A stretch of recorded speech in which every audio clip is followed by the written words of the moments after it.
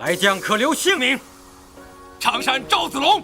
三国鼎立时期，战火纷飞，民不聊生。常山人赵子龙加入了刘备的前线义军，结识了同乡的大哥罗平安。两人虽是无名小卒，但梦想却十分远大。他们互相诉说着对乱世的一片憧憬，希望能够助主公刘备一统天下。两人也好荣归故里，早日和家人团聚。曹军势大，强兵压境，不日就要发起进攻，还送来一个贴着封条的血淋淋的箱子，上书攻城之日，鸡犬不留。罗平安打开箱子，里面竟装满人耳，众人军却只有1人，如何抵千军万马？众人都有些不解。只见男子不疾不徐说：“曹军岂止3、4千，赢得此战如同天方夜谭。”男人嗤笑：“1万卫兵何足道哉？刘备军中能有如此大口气的，恐怕只有军师诸葛亮。”而男人正是诸葛孔明。一时间军心振奋，天赐良机，他们就能以少胜多。接着到时雷电交加，势如破竹，杀魏军一个措手不及。再砍下1000人马，随即出发。诸葛亮料事如神，当夜果然雷雨交加，这下军心更是大受鼓舞。将士们冲锋陷阵，诸葛亮攻城身退，赶往别处救亡。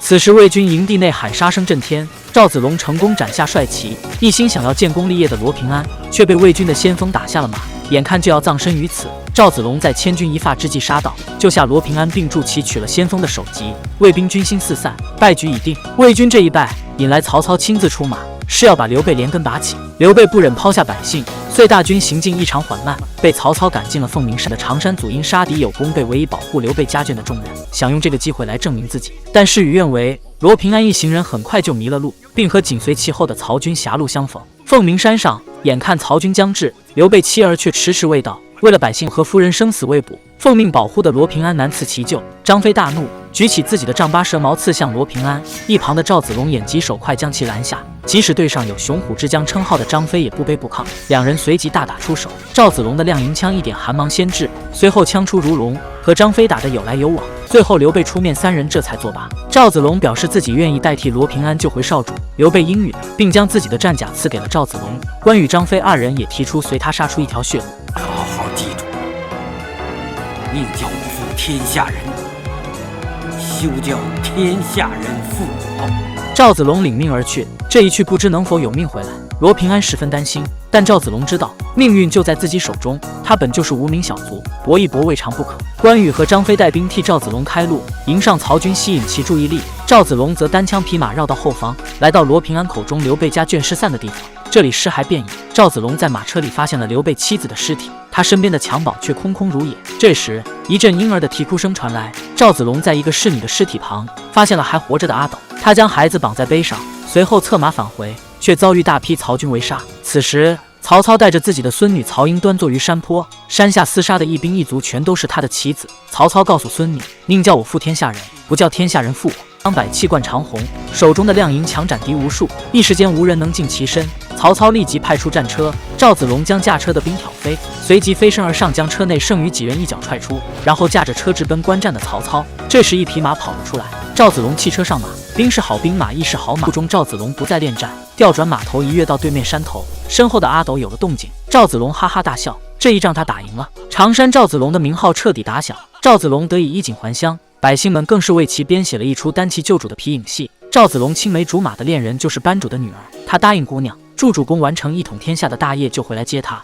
姑娘送给赵子龙一盏走马灯，说一定会等他。之后赵子龙为刘备四处征战未尝败绩，因而被世人冠为常胜将军，并和关羽、张飞、黄忠、马超4人并称为五虎上将。天下大事合久必分，分久必合，各路诸侯都有心一统天下。刘备为匡扶汉室，也自立国号称帝。时光境迁，刘备创业未半中道崩殂，但北伐大业尚未完成。诸葛亮封关羽之子关兴为龙骧将军，张飞之子张苞为虎翼将军，命2人作为先锋挥师北上。此次北伐，赵子龙花甲之年仍誓死出征。临行前，诸葛亮将2个锦囊交给赵子龙，此去凶险，诸葛亮自由调度。这些年，赵子龙和罗平安没再相见，两人参军至今已有30余年。这最后一战，罗平安想陪赵子龙一起走完这段路。很快，赵子龙和关兴、张苞等人便整装上路。按照诸葛路平坦却凶险，赵子龙便让2个侄儿走小路，自己带兵由大路通过。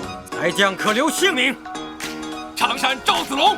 赵子龙行军于大路，果不其然，曹军主力汇集于此。打头阵的韩将军出言嘲讽赵子龙老而无用，并派出赵子龙虽年纪渐长，但身手依旧不凡。尽管被冷箭射中，却还是凭一己之力将韩将军的4个儿子全都斩于马下。韩将军刺目欲裂，但军令在身，只得撤退。随后魏军主力由4面8方涌来，赵子龙3面受敌，邓芝怀疑军中有内奸。现如今，唯有西面凤鸣山这一条路可退。退守凤鸣山，打开诸葛亮的第2个锦囊。没成想这一看实在令人心寒，是替赵子龙鸣不平。他不懂为什么丞相要这样对将军。赵子龙也问自己，为什么会被这样对待？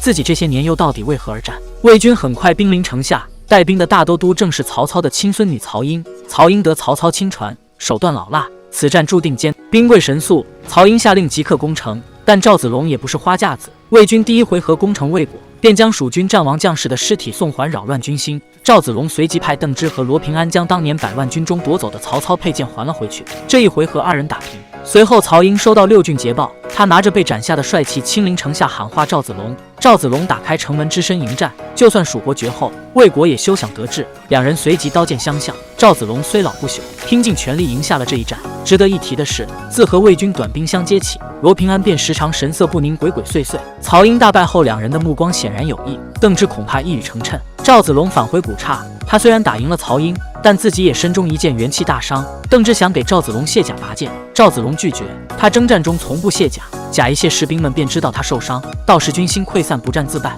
魏军很快卷土重来，曹英任韩将军为先锋，送他100骑汗血宝马上阵。邓芝几人也自请下山杀敌，古来征战几人回，众人心知这一遭能得个全尸，都算祖宗保佑。邓芝几人浴血奋战，曹英果然将那句宁叫我负天下人，不叫天下人负我贯彻到底。送给韩将军的汗血宝马马鞍里藏满了炸药，见时机已到，便下令射出火箭。韩将军大惊，但很快他就说服了自己，大喊一声后，尸骸便也流血飘入。世界上有邓芝这样愿为忠义2字赴死之人，有韩将军和赵子龙这种为国家而战的有志之士，那么也就有罗平安这种只为自己而战的利己之人。他告诉赵子龙，是自己通敌出卖了他，魏国答应事成之后将他升为上将。眼看这些年赵子龙风光无两，罗平安内心始终没有平衡过，小人之心岂能成大事？这些年的籍籍无名是罗平安应得的。赵子龙并未怪罪罗平安什么，他这一生走了个大圈，凤鸣山是起点也是终点。赵子龙让罗平安帮自己卸甲，随后单枪匹马杀了出去。英雄何惧马革裹尸，